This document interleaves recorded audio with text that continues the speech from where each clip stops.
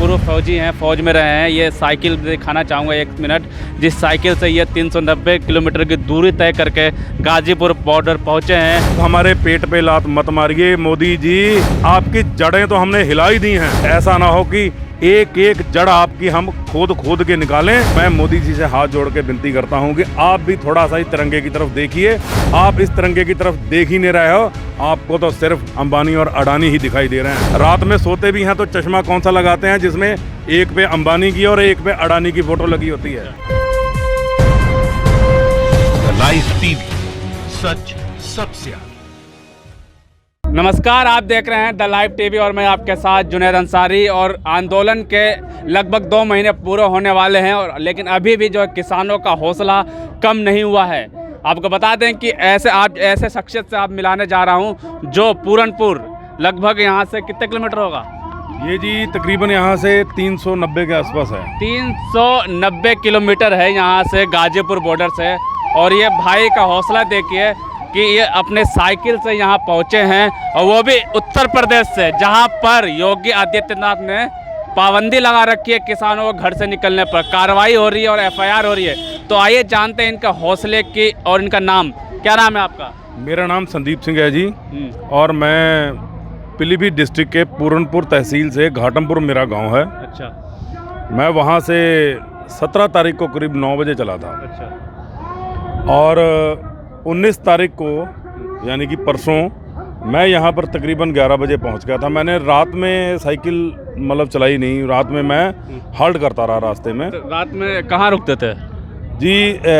मैं 2 ढाबों पे रुका था। पहले तो ढाबा पड़ता है रामपुर से पीछे मिल्क नाम की जगह है, वहाँ पर एक मोगा ढाबा है। हाँ जी, वहाँ पर मैं रुका था।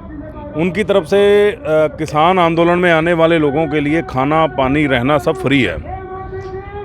उसके बाद वहाँ से मैं अगले दिन चला तो दूसरा हॉल्ट मैंने किया था ये हापुड़ के पीछे जो कैंट है बाबूगढ़, वहाँ पर शेवा ढाबा है, मामा का शेवा ढाबा।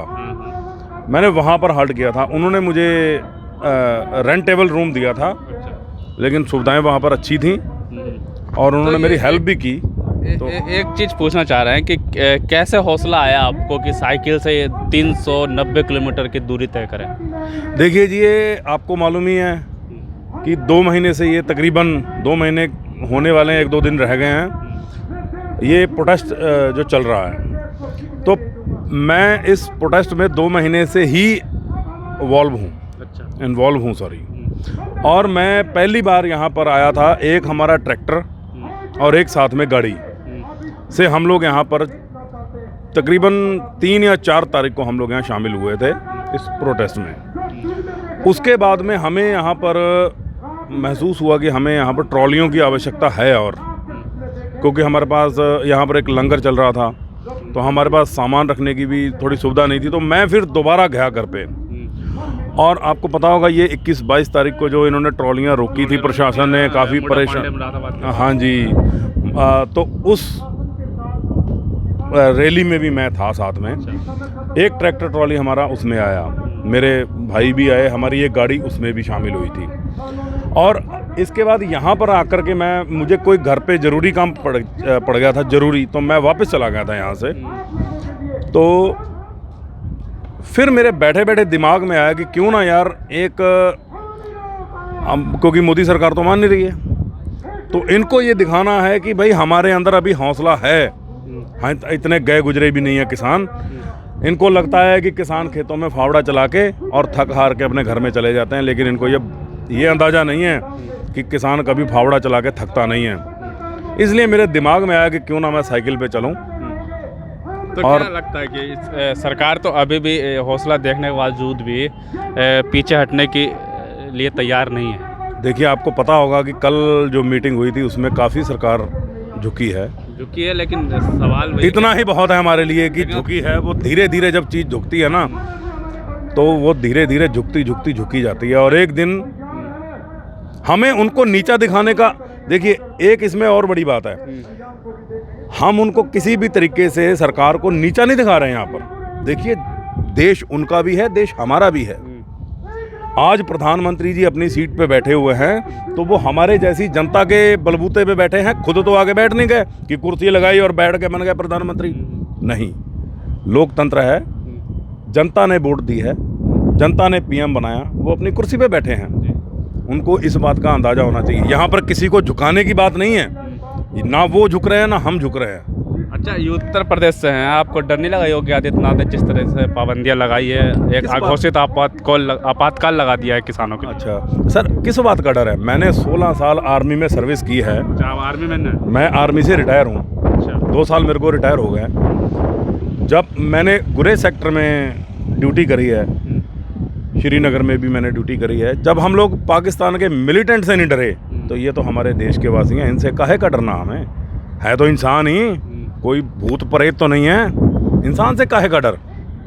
फिर भी जिस तरीके से कार्रवाई हो रही किसानों पे, एफआईआर दर्ज हो रहा है, और जैसे आपने बताया कि मोटा पांडे पे जिस तरह से रोका गया था, चाहे वो हरियाणा में भी हो लाठीचार्ज, आंसू गैस के गोले, तो क्या लगता है, आप फौजी हैं तो ये सब आपने सोचा होगा कभी अपने देश में अपने ही लोगों पर ऐसा दिन देखने को मिलेगा? नहीं, मैंने ये कभी सोचा नहीं था कि अपने ही देश पर उन लोगों के ऊपर ये लाठियाँ बरसाएंगे जो बिल्कुल शांतिपूर्ण तरीके से एक रास्ते पे सीधे जा रहे हैं, ना किसी को तंग कर रहे हैं, ना किसी को परेशान कर रहे हैं। अब यहाँ पर हम लोग बैठे हैं तो हम लोगों को रोका गया तो हम बैठे हैं। अगर हमें यहाँ ना रोकते तो हम रामलीला मैदान में बैठे होते। दिल्ली पुलिस ने आज साफ मना कर दिया कि आप अब रैली नहीं कर सकते, हम किसी भी कीमत पे आपको इजाज़त नहीं देंगे कि आप दिल्ली में आके रैली करें। तो अब क्या होगा? दिल्ली सर, दिल्ली पुलिस की नहीं है, दिल्ली देश की राजधानी है और 26 जनवरी हमारा एक हिंदुस्तानी का जन्म सिद्ध अधिकार है। 26 जनवरी जो संविधान में लिखा गया है, और हमारा अधिकार उस पर यह है कि हम 26 जनवरी को परेड कर सकते हैं। अगर हम आर्मी में होते हुए, मैंने आर्मी में होते हुए 2 बार कंटिजेंट परेड और आरटी परेड दोनों करी हैं, अगर हम आर्मी में होकर के और वहाँ पर परेड कर सकते हैं तो भाई साहब अब क्यों नहीं कर सकते? अब क्या हम लोग मिलिटेंट हो गए हैं? भाई हम तो जाएंगे दिल्ली। अच्छा, हमें तो, मुझे तो रोक नहीं सकता कोई, मैं तो जाऊँगा। अच्छा, आप अपनी साइकिल से चले जाएंगे? मैं अपनी साइकिल से जाऊँगा। और ये फ्लैग लगा है मेरे देश की शान, आप देख सकते हो, ये देखिए नेशनल फ्लैग। मैं सम्मान करता हूँ इसका, दिल से सम्मान करता हूँ। सभी सम्मान करते हैं। मुझे ये सम्मान अगर करते, अच्छा एक बात बताइए जी, ये कह रहे हैं कि देश की गरिमा और देश की सिक्योरिटी की बात है, हाँ। तो यार हम लोग भी तो इस देश के वासी हैं। वहाँ पर आप हर स्टेट की झांकी मंगवाते हो। आज यार किसान अपनी झांकियाँ लेके आना चाहते हैं, क्यों नहीं आने दे रहे हो आप? आने दो। तो क्या लगता है, टकरार हो सकती है क्या दिल्ली पुलिस में फिर से 26 जनवरी के दिन? हमारी तरफ से कोई टकरार नहीं है, हम टकरार नहीं करेंगे, लेकिन जाएंगे। अच्छा, जाएंगे, टकरार नहीं करेंगे किसी से। अच्छा, जाएंगे। कैसे जाएंगे? मतलब वही वो तो समय बताएगा। जैसे हम लोग यूपी सरकार के रोकने पे हम लोग वहाँ नहीं रुके तो यहाँ भी नहीं रुकेंगे। यहाँ पे नहीं रुकेंगे। यहाँ भी नहीं और रुकेंगे। क्या सीख देना चाहेंगे? सीख मैं यही अपने खास करके अपने भाइयों को सीख देना चाहूँगा, जो मेरे भाई अभी भी अपने घरों में बैठे हुए हैं। मैं उनको हाथ जोड़ के विनती करता हूँ कि इस देश की गरिमा को बचाने के लिए आप लोग भी आइए और शांतिपूर्ण तरीके से, अपने देश की किसी भी संपत्ति का नुकसान नहीं होना चाहिए। हमारा देश, उसका तिरंगा ऊंचा रहा है और ऊंचा हमेशा रहेगा, और हम भी रखेंगे। और मैं मोदी जी से हाथ जोड़ के विनती करता हूं कि आप भी थोड़ा सा ही तिरंगे की तरफ देखिए। आप इस तिरंगे की तरफ देख ही नहीं रहे हो, आपको तो सिर्फ अंबानी और अडानी ही दिखाई दे रहे हैं। रात में सोते भी हैं तो चश्मा कौन सा लगाते हैं जिसमें एक पे अंबानी की और एक पे अडानी की फ़ोटो लगी होती है? मैं सही कह रहा हूँ? कम से कम एक बार इस झंडे की फ़ोटो लगा कर भी सोइए, कभी इसको भी अपने दिल में बसाइए। और देखिए हम लोग, मैं एक छोटा सा, मेरे दिल में ये ख्याल आता है कि हमारे बदन के किसी भी शरीर में कोई भी तकलीफ़ हो, हम टैबलेट लेके, या हमारी घुटने में दर्द या हमारे सिर में दर्द, हमारे कहीं भी हम टैबलेट लेके अपने उस दर्द को सही कर लेते हैं। लेकिन भूख को क्या हम किसी भी टैबलेट से ख़त्म कर सकते हैं? बिल्कुल नहीं। जब भूख लगती है तो हमें खाना ही चाहिए है, और खाना हमें देता है किसान, जो खेती करता है, जो अन्न उगाता है। तो मेरे हिसाब से इस देश का जो पेट का हिस्सा है वो किसान है।